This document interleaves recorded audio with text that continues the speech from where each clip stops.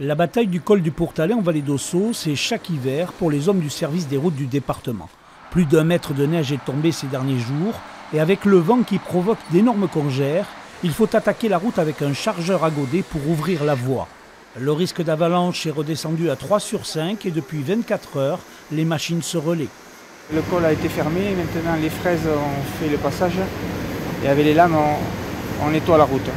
On travaille quand même en lien avec les Espagnols qui nous donnent un coup de main et accessoirement nous aussi. Et aujourd'hui d'ailleurs ils sont passés un peu de notre côté pour nous aider. Sur la vingtaine de kilomètres à déneiger côté français, ce sont les derniers kilomètres à près de 1800 mètres qui sont les plus durs. L'objectif, c'est de rétablir une chaussée assez large à l'aide des fraises pour que les voitures puissent se croiser en sécurité. Le col du Pourtalais, qui relie la France à l'Espagne, est fermé depuis plusieurs jours. Le dernier épisode date de dimanche avec 1 mètre d'épaisseur de neige, qui est venu se cumuler à 1,50 m à présent.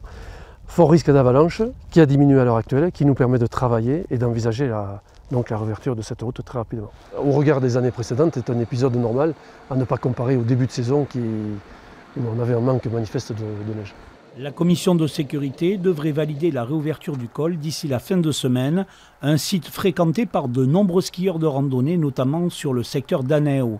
Le premier à en profiter est Lizard, il a ses habitudes au pied de l'Ossau.